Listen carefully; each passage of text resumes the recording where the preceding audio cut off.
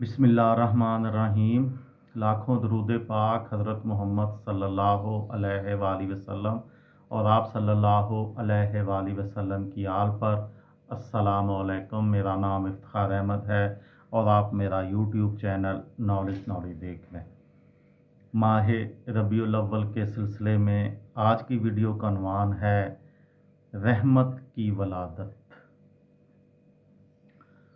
उस दिन वक़्त रुक गया था, उस दिन ज़मीन ने सजदा किया था, उस दिन अल्लाह ने अपनी सबसे बड़ी रहमत भेजी थी।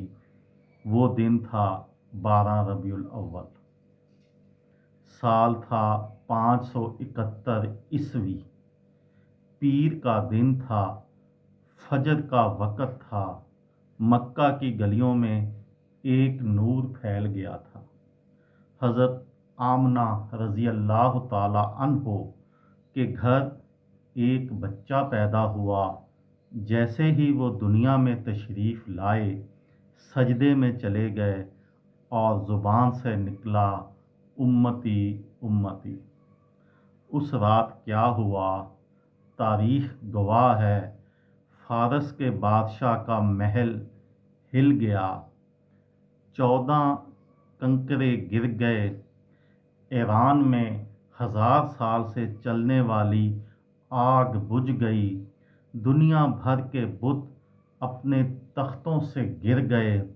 फरिश्ते आसमान से उतरे और ऐलान किया, आज अहमद पैदा हुए हैं।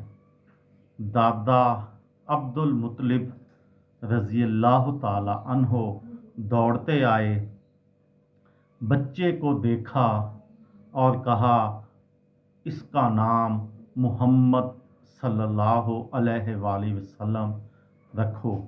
ऐसा नाम जो अरब में पहले किसी का ना था।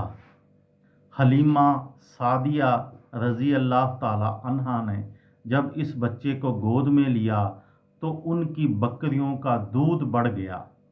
उनका गधा सबसे आगे दौड़ने लगा। बरकत ही बरकत। वलादत के वक्त 3 औरतें मौजूद थीं, हज़रत शुफ़ा, हज़रत फ़ातिमा बिनते असद और हज़रत आमना की सहेलियाँ। सब ने एक ही बात कही, इस बच्चे के चेहरे से नूर निकल रहा है। ये कोई आम बच्चा नहीं था, ये वो हस्ती थी जिसके लिए कायनात बनाई गई थी।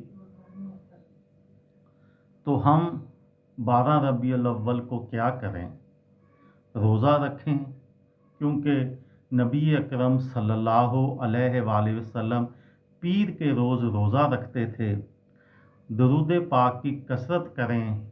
आज के दिन कम से कम 1000 बार दरूद पढ़ें। सदका करें, गरीबों को खाना खिलाएं। सीरत पढ़ें, 10 मिनट निकाल कर सीरत की कोई भी किताब खोल कर पढ़ें। ये दिन ढोल बजाने या ऊंची आवाज़ में नाते लगाकर दूसरों को डिस्टर्ब करने का नहीं है, शुक्र अदा करने का है। कमेंट में लिखें, अल्हम्दुलिल्लाह मैं उम्मती हूँ हज़रत मोहम्मद सल्लल्लाहु अलैहि वसल्लम का। ये थी मेरी आज की वीडियो। किसी दोस्त को, किसी भाई को, किसी बहन को फ़ायदा हो तो मुझे दुआओं में याद रखिएगा। दिल दिल पाकिस्तान, जान जान पाकिस्तान। अस्सलाम वालेकुम।